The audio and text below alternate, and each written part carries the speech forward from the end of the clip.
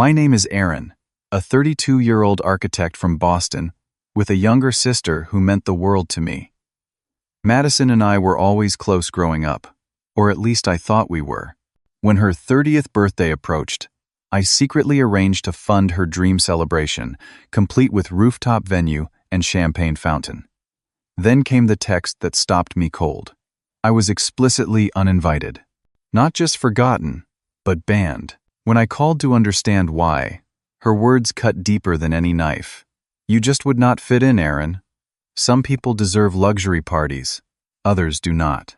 She had no idea I was the one paying for everything. So I made a decision that changed our relationship forever. Before I get into what happened next, let me know where you are watching from in the comments. And if stories about family dynamics and standing up for yourself resonate with you, hit that like button and subscribe to join our storytelling community. Madison and I grew up in a middle-class neighborhood in Massachusetts. Some of my fondest memories include teaching her to ride a bike when she was 6, building snow forts during winter breaks, and creating elaborate blanket castles in our living room. 4 years older than her, I naturally fell into the protective big brother role. She would follow me around with wide eyes, laughing at my jokes and asking endless questions about how things worked. Our childhood wasn't all snowball fights and bike rides, though. Our parents had what you might call a volatile marriage. The fights started when I was about 10, escalating over the years until they finally divorced when I was 15 and Madison was 12. I still remember the night they told us, sitting us down in the living room with practiced speech and forced calm that fooled neither of us. While our world fell apart, I made a conscious decision to be strong for Madison. I would sit with her on her bed at night, promising her that everything would be okay, even as I heard our mother crying in the next room. I invented silly stories to distract her, characters with problems much bigger than ours who always found creative solutions. The divorce hit our mother particularly hard. She fell into a depression that made simple tasks like grocery shopping or attending parent-teacher conferences almost impossible. Our father, meanwhile, moved to another state for a fresh start, his phone calls becoming increasingly infrequent. His child support checks came regularly, but they barely covered the essentials. At 16, I got my first job bagging groceries after school. The manager bent the rules on the minimum age requirement after hearing about our situation. I would work until closing, then come home to help Madison with her homework.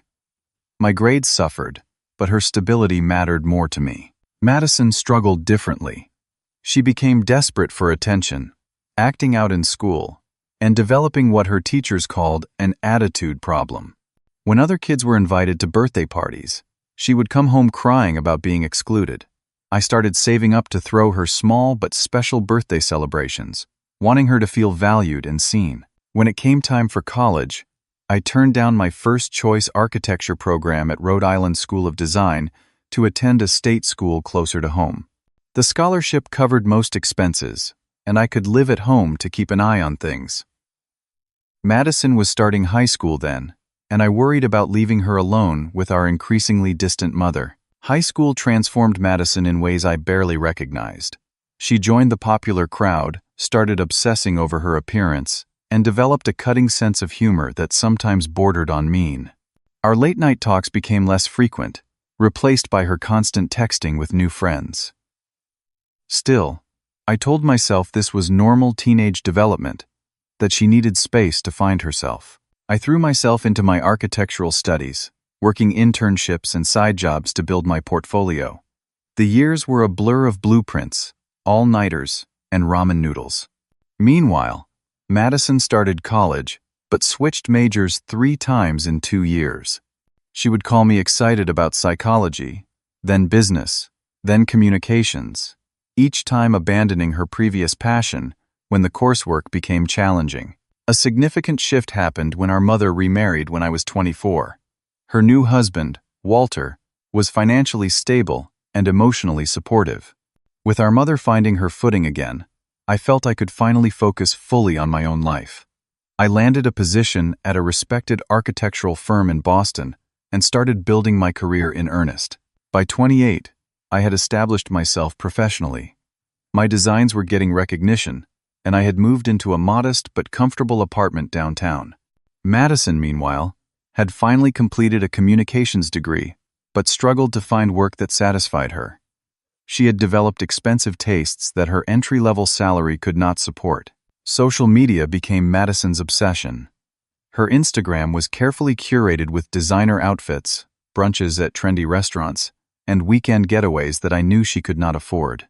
When she called in tears about being unable to make rent, I quietly transferred money to her account. When her car needed repairs, I handled it without question. I told myself this was what big brothers did, that she would find her way eventually. Her circle of friends changed dramatically during this period. Gone were her childhood buddies and college roommates, replaced by people who seemed to value image above all else. They were the children of doctors, lawyers, and business executives, people who had never worried about money a day in their lives. My attempts to connect with Madison became increasingly one-sided. I would call and get her voicemail. I would suggest simple dinners together, only to be told she had exclusive events to attend. When we did meet, she would spend most of the time on her phone, occasionally showing me photos of parties I had not been invited to. Despite this growing distance, I continued to support her behind the scenes. For her 25th birthday, I anonymously funded a weekend spa retreat that our parents took credit for. For her 27th, I arranged for her and 3 friends to attend a sold-out concert, again letting our parents present it as their gift. My reasoning was that Madison might feel embarrassed accepting such expensive gifts from her brother, or that it might create awkwardness among her status-conscious friends. With each passing year, Madison seemed to take these luxuries for granted. She never questioned how our parents, who lived comfortably, but not extravagantly, could afford these elaborate gifts. She simply accepted them as her due, her sense of entitlement growing alongside her social aspirations. Looking back now, I can see how I helped create the very monster that would eventually bite me. But at the time, I saw only my little sister, the girl who had once looked up to me with adoration, now a woman desperately trying to find her place in a world that seemed to value appearance over substance. I thought my silent support was helping her. I could not have been more wrong. 3 months before Madison's 30th birthday, our family gathered for Sunday dinner at our mother and Walter's house. Madison arrived last, making an entrance in a new designer dress and shoes that probably cost more than my monthly rent. After the obligatory compliments about her outfit, she dramatically cleared her throat and announced her birthday plans. "I am turning 30, she declared, as if this were a revelation to us all, and I want to celebrate in style. I am thinking the rooftop at the Archer, champagne fountain, professional photographer, celebrity DJ, the works." Our mother exchanged a worried glance with Walter. The Archer was the most exclusive venue in Boston, where local celebrities and tech entrepreneurs hosted events that made the society pages. A basic package there started at around $15,000. "That sounds lovely, dear," our mother said carefully, "but perhaps something a bit more modest might be appropriate?" Madison's face fell instantly. "I knew you would say that," she snapped. "This is a milestone birthday. Everyone has big celebrations for 30. Brittany's parents rented out an entire yacht for hers. Brittany was Madison's newest best friend, the daughter of a hedge fund manager with a trust fund and no concept of financial limitations. I had met her once and found her vapid and condescending. Later that night, after Madison left in a huff, our parents pulled me aside, looking concerned. "We want to give her a special birthday," our mother said. "But what she is asking for would cost $25,000 minimum, with Walter's recent medical bills and the new roof." I squeezed her hand. "Let me handle it," I said. "I have been doing well at work. Consider it my gift to all of you." The relief on their faces was immediate. "We cannot let Madison know," my mother insisted. "You know how she gets about accepting help, especially from you." I nodded, though I knew the real issue was not Madison's pride but her image. Having her architect brother foot the bill did not fit the narrative she had created for herself and her friends. The next day, I met with the event planner at the Archer, a poised woman named Veronica who did not blink at the budget I outlined. I made it clear that my involvement was to remain anonymous, that all communications should go through our mother or Madison directly. Veronica seemed to understand the family dynamics at play without needing elaboration. To afford this extravagance, I adjusted my own budget significantly. I postponed plans to replace my aging car, canceled a professional development trip to Chicago, and took on 2 small side projects designing home renovations. These were sacrifices I made willingly, imagining Madison's joy on her special day. In the weeks that followed, Madison called me frequently, bubbling over with excitement about the party planning. She never mentioned who was paying, and I never brought it up. Our conversations were the most animated we had shared in years, and I savored this renewed connection, brief as it was. "The Archer has the most amazing view of the harbor," she gushed during one call. "And they are letting me customize the cocktail menu with drinks named after significant moments in my life." I smiled at this, wondering if there would be a drink named after me, perhaps commemorating one of our childhood adventures. Gradually, though, these planning calls decreased. I would text to ask how things were progressing and receive brief, delayed responses. Then one day, my phone pinged with a notification from a group chat I had been added to, then immediately removed from. In the brief moment before I was expelled, I saw it was titled Madison's Epic 30th and included our parents, Veronica, and about 20 others whose names I did not recognize. My exclusion felt pointed, but I dismissed the unease growing in my stomach. 2 weeks before the party, I accidentally ran into Madison and Brittany while shopping downtown. They were carrying bags from high-end boutiques, laughing together as they exited a store. I called out and waved, watching as Madison's smile faltered slightly before she composed herself. "Aaron, what a surprise," she said, air kissing near my cheek. "Brittany, you remember my brother." Brittany gave me a once-over that took in my casual jeans and button-up shirt, her smile not reaching her eyes. "Of course. The architect, right?" "That is right," I confirmed, trying to be friendly. "Shopping for the big party?" "Just finalizing some details," Madison said vaguely. "We should get going. We have a fitting in 20 minutes. As they turned to leave, I overheard Brittany whisper, not quite softly enough, "Is he coming to the party?" "He seems so. Basic. Would he even know which fork to use?" Madison's reply was too quiet to catch, but her uncomfortable glance back at me spoke volumes. Still, I pushed the incident aside. Surely my own sister would not exclude me from her birthday celebration. Not after all we had been through together, not after all I had done for her. I threw myself into finding the perfect gift, eventually commissioning a custom necklace featuring a small silver snowflake, a nod to our childhood snow fort building competitions. She had always called herself the Snow Queen, and me her loyal Frost Knight. The jeweler assured me it would be ready just in time for the party. To cover the additional expense of the gift, I took on yet another side project, redesigning a client's vacation home. My evenings and weekends disappeared into work, but I told myself it was worth it to see Madison's face when she opened my present. A week before the event, I called the caterer to confirm my payment for the final installment. During our conversation, the woman mentioned something about the strict guest list requirements. "Requirements?" I asked, casually. "Miss Walker was very specific about the aesthetic she wants to maintain," the caterer explained. "We have been instructed to verify names against the approved list at the door. Very exclusive, very high-end." This struck me as odd, but again, I made excuses. Perhaps Madison was worried about party crashers, or perhaps the venue had capacity limitations I was unaware of. That evening, I called Madison under the pretense of confirming the time I should arrive to help set up. "Oh, you do not need to come early," she said quickly. "Everything is being handled professionally." "Well, what time should I arrive then? And is there a dress code I should know about?" There was a pause. Then Madison laughed a little too brightly. "I will text you all the details soon. Listen, I have to go. Brittany and I are meeting the photographer to scout locations." She hung up before I could press further. The text with details never came. 3 days before the party, I received a cryptic text from Madison, just finalizing the exclusive guest list for Saturday. So excited. I stared at my phone, a knot forming in my stomach. The wording seemed deliberate, almost like a warning. I replied casually, "Need my ID info or anything for the door list?" Hours passed without a response. Finally, unable to tolerate the uncertainty any longer, I called her.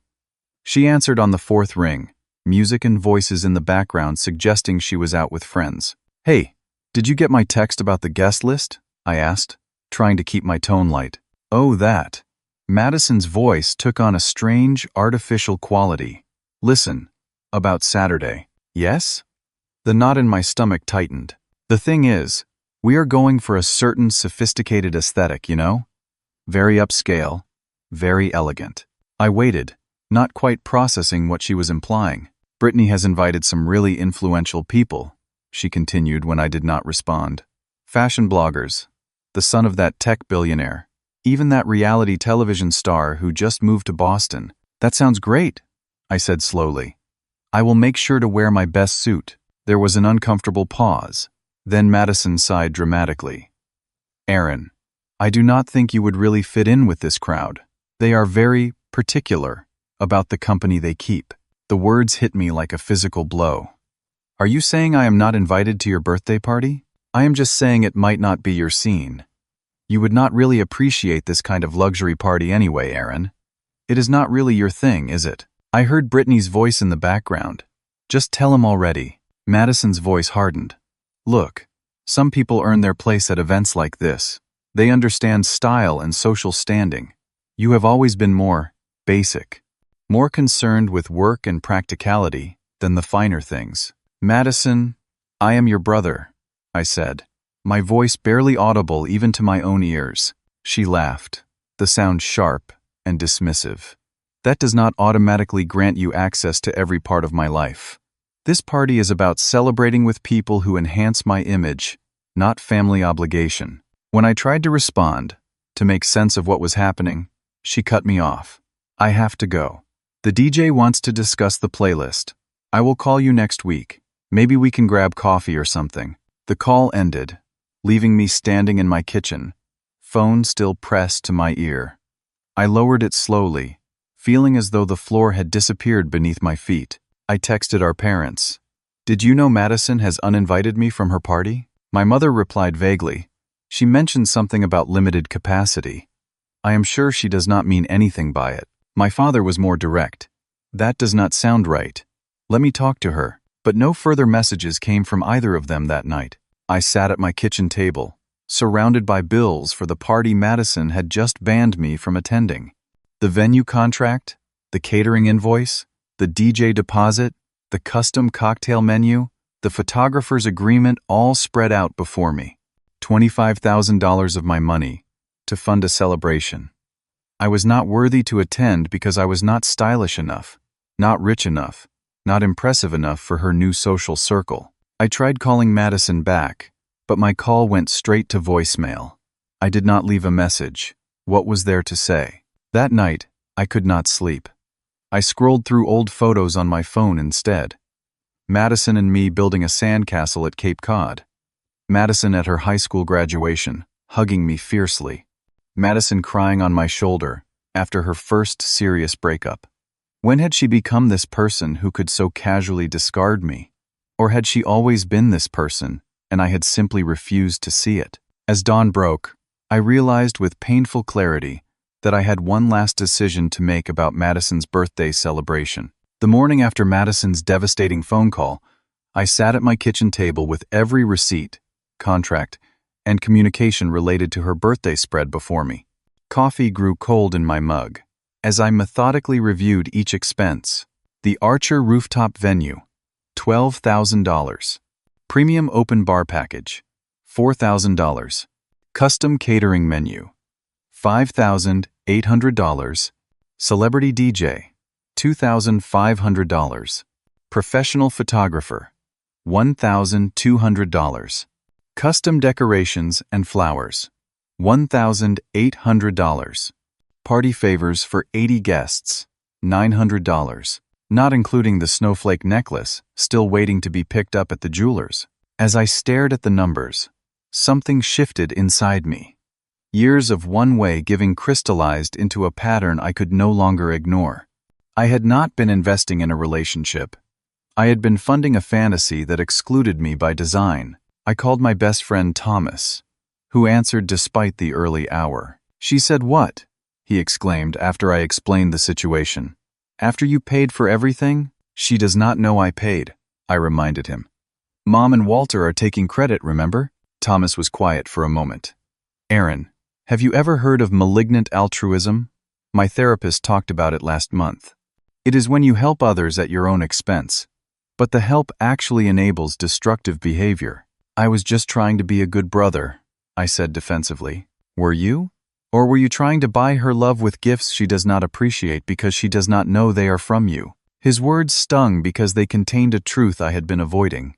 After we hung up, I spent hours researching healthy boundaries and family dynamics. Article after article described relationships that mirrored ours. The giver who enables, the taker who demands more, the toxic cycle that benefits neither. Around noon, I found myself looking at a framed photo on my bookshelf. 10-year-old Madison and 14-year-old me, covered in snow, grinning at the camera after building a particularly impressive snow fort. Her mittened hand clutched my arm, her face turned toward mine with unabashed adoration. That relationship was long gone, but I had been funding its ghost for years. I made my decision. With steady hands, I called Veronica at the Archer first. I explained that due to unforeseen circumstances, I would need to cancel the event. She seemed surprised, but not shocked. "Family situations can be complicated," she said diplomatically. "Unfortunately, as per our contract, the deposit is non-refundable at this point." "I understand," I replied. "Please ensure that Miss Walker is not embarrassed by this cancellation. Simply inform her that the financial arrangements have fallen through." Next came the caterer, who was more understanding. "We can refund 60% of your payments, sir. I am sorry about the celebration. These things happen," I said, my voice steadier than I expected. The DJ was a younger guy who shared that he had similar issues with his own sister. Family, man. Cannot live with them. Cannot throw them off a bridge, right? He agreed to a full refund, minus a small administrative fee. One by one, I contacted every vendor, every service provider. Some were understanding, others strictly business. By mid-afternoon, Madison's extravagant 30th birthday celebration had been systematically dismantled. The final step was texting Madison. "I just heard from Mom that there is a problem with the party arrangements. Something about the financial backing falling through. I am so sorry this happened." Within seconds, my phone exploded with calls and texts from Madison. I silenced it and placed it face down on the coffee table. The barrage continued for hours, but I did not answer. I needed time to process what I had done and prepare for the inevitable confrontation. That evening, Thomas came over with takeout and beer. "How do you feel?" he asked, as we sat on my balcony watching the sunset over Boston Harbor. "Guilty, relieved, anxious, empowered," I admitted, all at once. "The family fallout is going to be nuclear," he predicted. I nodded. "Probably, but maybe it is overdue." Just as we finished eating, my mother called. Unlike Madison's calls, I answered this one. "Aaron, what is going on?" she asked, her voice uncharacteristically direct. "Madison is hysterical. The venue called and canceled everything. Walter and I never received confirmation of our payment." I took a deep breath. "There was no payment from you and Walter, Mom. I paid for everything. And now, I have canceled everything." The silence on the other end stretched for so long, I thought we might have been disconnected. Finally, she spoke in a small voice I barely recognized. "You canceled your sister's birthday party? After all the invitations went out?" "Yes," I said simply.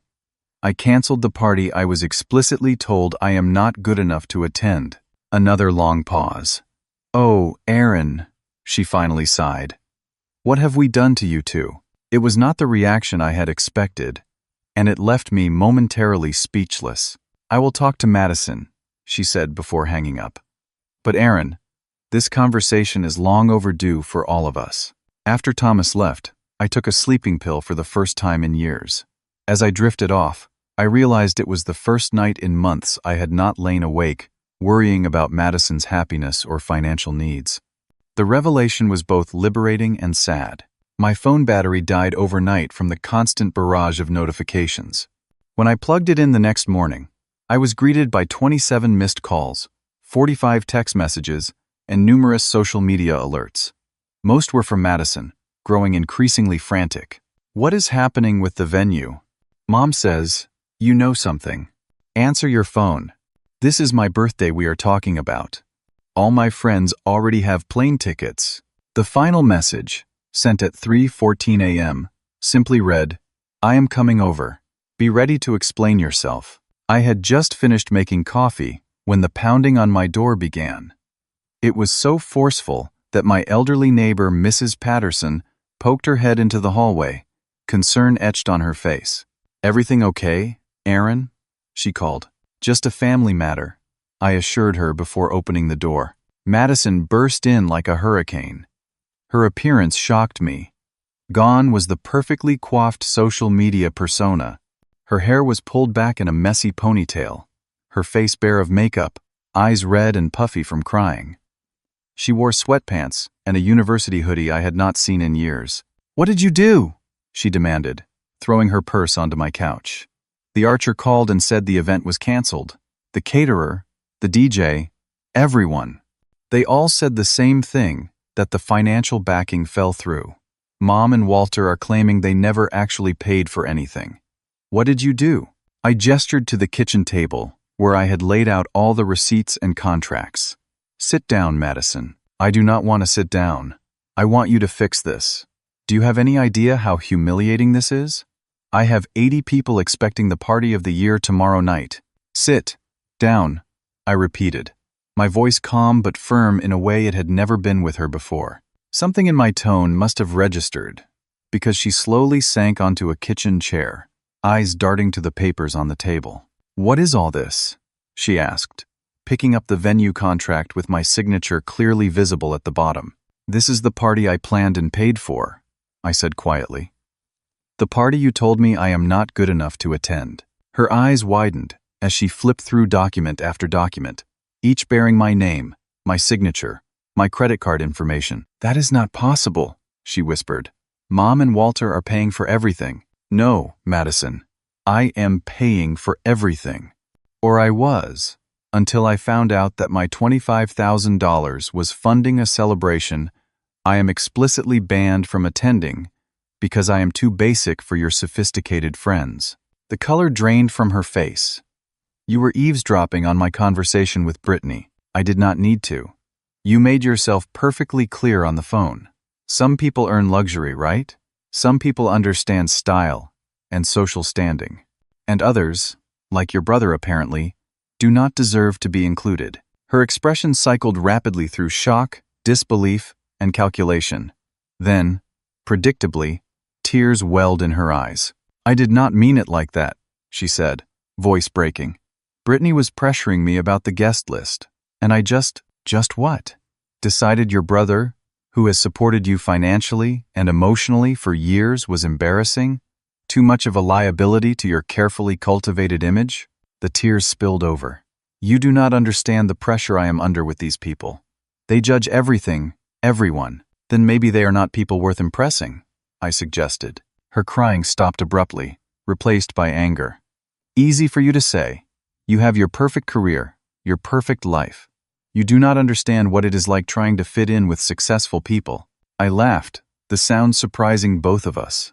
"Madison, I work 60-hour weeks. I gave up trips, a new car, and countless other things to fund your lifestyle. I have been silently supporting you for years while taking none of the credit. Why would you do that?" she demanded, genuinely puzzled. "Because I love you. Because I thought if I could just help you get established, you would find your footing. Because I remembered the little girl who used to look at me like I hung the moon." Before she could respond, another knock came at the door. This time it was our parents, both looking exhausted. Our mother had clearly been crying, while our father appeared unusually subdued. "Madison called us hysterical," our mother explained unnecessarily. We need to talk. All of us. Madison immediately launched into her version of events, painting herself as the victim of my vindictive sabotage. He canceled everything to punish me. He is jealous of my friends and my life. Our father, normally quick to take Madison's side, looked skeptically between her and the documents still spread across the table. Is that true, Aaron? Wordlessly, I played the recording of my conversation with Madison from my phone. Her voice filled the apartment. You would not really appreciate this kind of luxury party anyway, Aaron. It is not really your thing, is it? Some people earn their place at events like this. Madison lunged for the phone. You recorded me? That is illegal. Massachusetts is a one-party consent state, I said calmly. And that is hardly the point. Our mother sank onto the couch, looking smaller and older than I could remember. We have failed you both, she whispered. Madison whirled on her. Failed me? He is the one who ruined everything. No, sweetheart, our mother said with surprising firmness. We failed you by allowing this dynamic to develop. And we failed Aaron by taking advantage of his generosity, while allowing you to devalue his place in your life. Our father picked up one of the receipts. You paid $25,000 for her party? Where did you get that kind of money? I took on extra projects. I budgeted. I sacrificed. I said simply. The room fell silent, as the truth settled over all of us. Madison stared at the floor. Our parents exchanged glances laden with guilt and regret, and I stood by the window, looking out at the city I had worked so hard to establish myself in. Finally, Madison spoke, her voice hard despite the tears streaking her face. So what happens now? Do you expect me to call 80 people and tell them my brother canceled my birthday because his feelings were hurt? I expect nothing from you, I replied. That is the point. For once, I am not trying to fix your problems or fund your lifestyle or protect you from consequences. So that is it? Fix this, or we are done as siblings? She demanded. I turned to look at her directly. Madison, in many ways, we have been done as siblings for years. I just refuse to see it. You have made it abundantly clear where I rank in your life. Now, I am finally believing you. Her face crumpled, but instead of responding, she grabbed her purse and stormed out, slamming the door so hard that the framed architectural drawings on my wall rattled. Our parents stayed behind, both looking shell-shocked. We should have seen this coming, our father admitted. We all played our parts in creating this situation. I thought I was helping her, I said, suddenly exhausted. I thought if I could just give her the lifestyle she wanted, she would be happy. My mother moved to sit beside me, taking my hand in hers. We let you carry too much for too long. Since the divorce, you have been taking care of everyone else.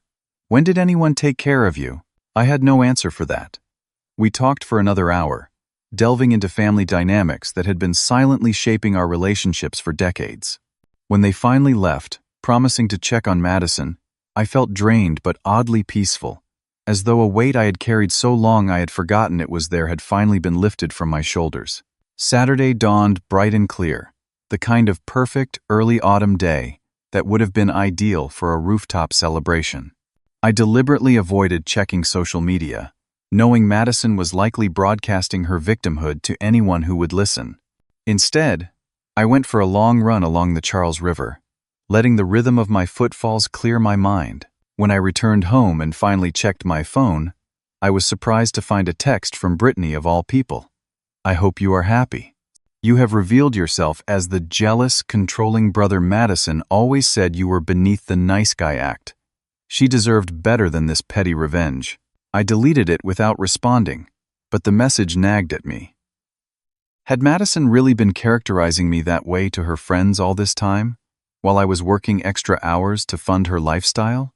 Throughout the day, mutual friends and distant relatives reached out, their messages revealing the competing narratives circulating.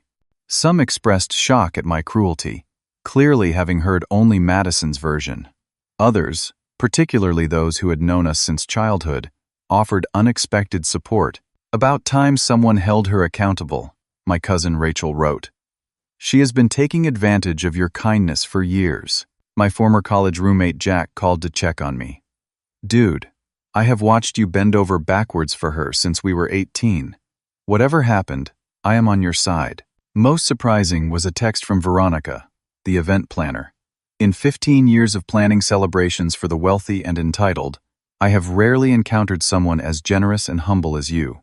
Your sister does not know what she has lost.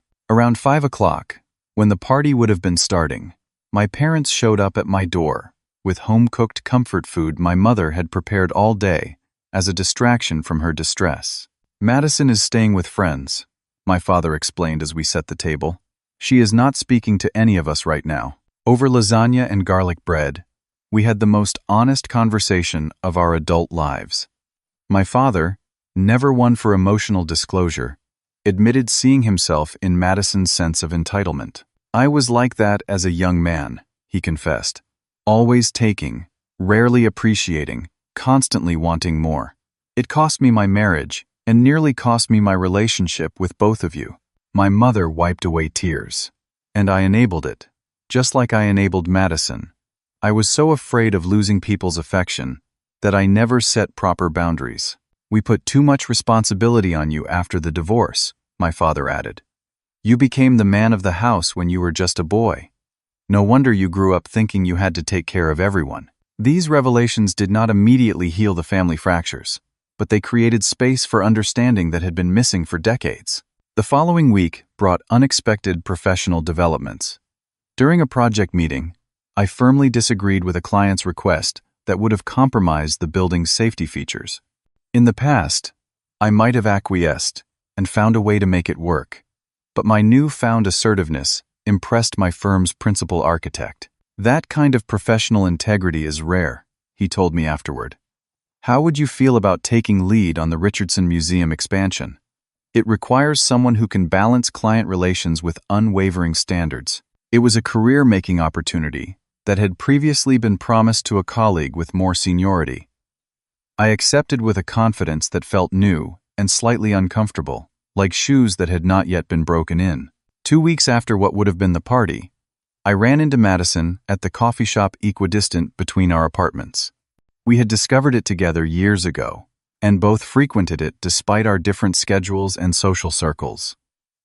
The encounter seemed inevitable in retrospect. She was at a corner table, laptop open, wearing simple jeans and a sweater. Gone were the designer accessories and carefully applied makeup that had become her uniform. She saw me before I could decide whether to acknowledge her or slip away. Our eyes met, and for a moment, neither of us moved. Then she gave a small, tight nod, an acknowledgement of my presence, but not quite an invitation.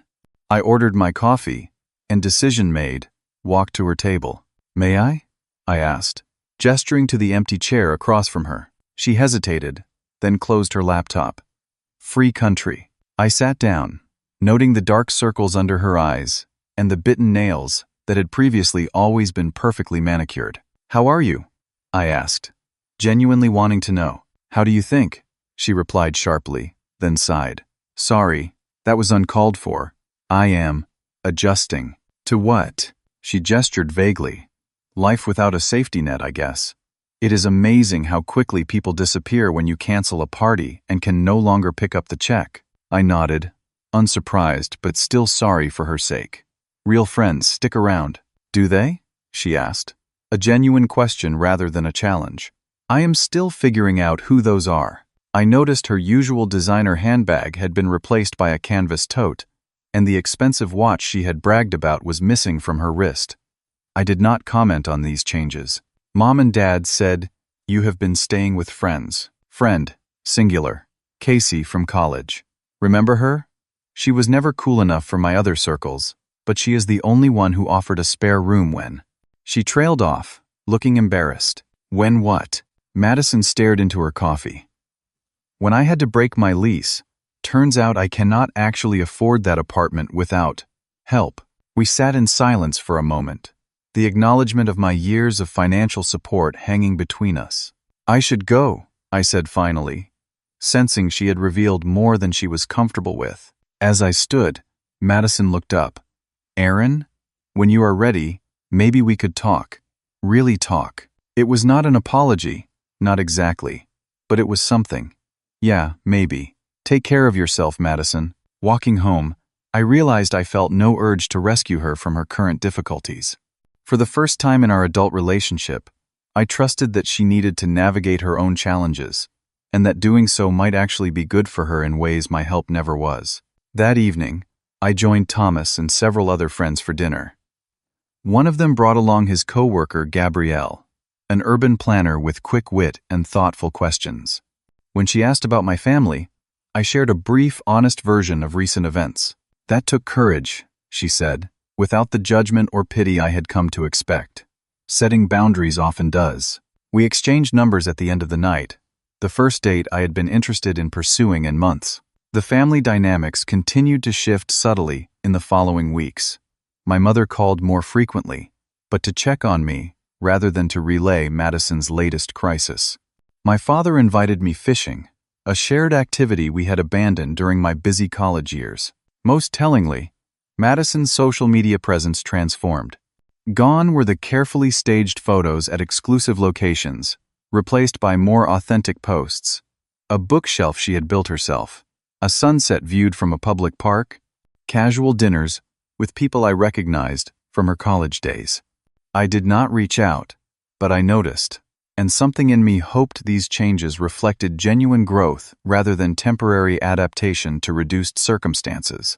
3 months after the canceled birthday party, my apartment showed visible signs of change. The spare bedroom that had functioned as a home office was now a proper guest room with an actual bed instead of a futon. My living room featured new artwork I had purchased simply because it spoke to me, not because it impressed clients. Most significantly, my mornings now included meditation and journaling, practices recommended by the therapist I had started seeing weekly. Dr. Harrison had helped me understand the roots of my enabling behavior, the parentification that occurred after our parents' divorce, my belief that financial support equaled love, the validation I received from being needed. With her guidance, I was learning to distinguish between healthy generosity and self-sacrificing behavior that served neither the giver nor recipient. Madison and I had maintained a careful distance since our coffee shop encounter.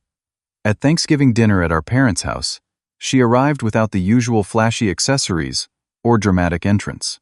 She spoke little during the meal, but listened more than I could remember her doing in years.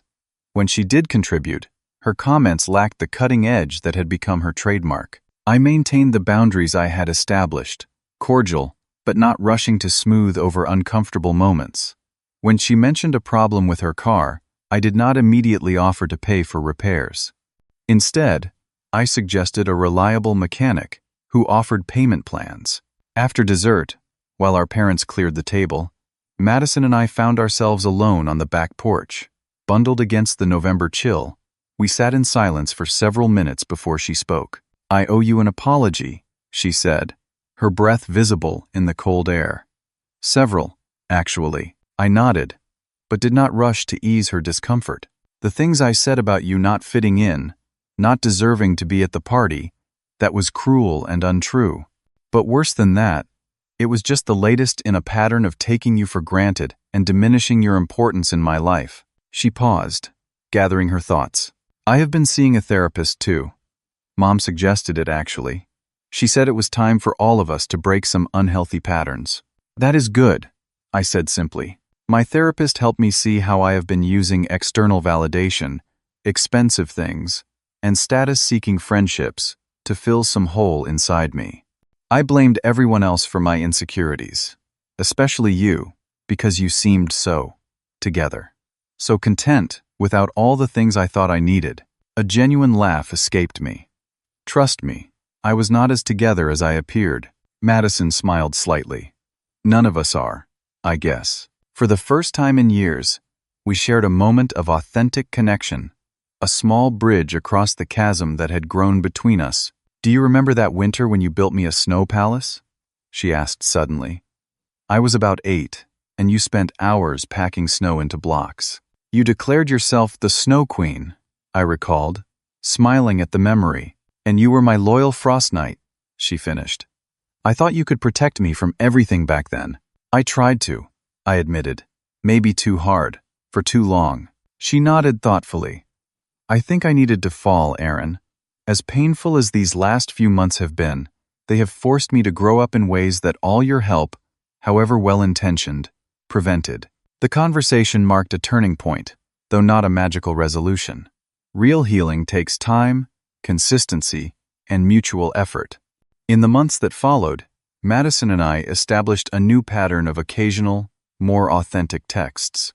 She shared small victories, like landing a marketing position with a local nonprofit and finding a roommate who made her modest new apartment affordable. I began dating Gabrielle more seriously, appreciating her independent nature and the way she contributed equally to our relationship. When Madison eventually met her at a family dinner, she made a genuine effort to connect rather than compete for attention. The most significant change came in how I approached relationships overall. I stopped measuring my worth by how much I could give or sacrifice. I practiced saying no without guilt, and yes, without resentment. I learned that real generosity comes from a place of fullness, not depletion. Madison's journey toward independence proved more challenging, but ultimately more rewarding than I could have imagined. She developed budgeting skills, found friendships based on genuine connection rather than status, and gradually built a life within her actual means. When she was offered a promotion 6 months later, she called me immediately. "This is the first success that is completely mine," she said proudly. Not because of connections or image or anyone else's help. I found myself genuinely happy for her, with no urge to diminish her accomplishment by swooping in with assistance she had not requested. When she later asked for advice about retirement planning, I recognized the difference between harmful enabling and healthy guidance. I helped her research options and connected her with my financial advisor, but resisted the impulse to fund the account for her. Our parents, too, evolved in their relationships with both of us. They stopped positioning me as Madison's keeper and stopped treating her as perpetually in need of rescue. Family gatherings became more authentic, if occasionally more uncomfortable when old patterns threatened to resurface. What I have learned through this journey is that relationships require honesty as much as love, boundaries as much as support. Sometimes the kindest thing we can do for someone we care about is to let them face the consequences of their choices. Sometimes the bravest thing we can do for ourselves is to stop playing roles that no longer serve us or those we love. The relationship Madison and I are building now is not perfect, but it is real in a way our previous dynamic never was. It is founded on mutual respect rather than dependency, on appreciation rather than expectation. We are learning, slowly but surely, to see each other as we truly are, not as characters in a family drama we have been rehearsing since childhood. Have you ever had to set difficult boundaries with someone you love? What did you learn from the experience? Share your stories in the comments below. If this journey of family healing and self-discovery resonated with you, please hit the like button and subscribe to hear more authentic stories about navigating life's challenging relationships. Thank you for listening to my story. And remember, sometimes the hardest choices lead to the most necessary growth.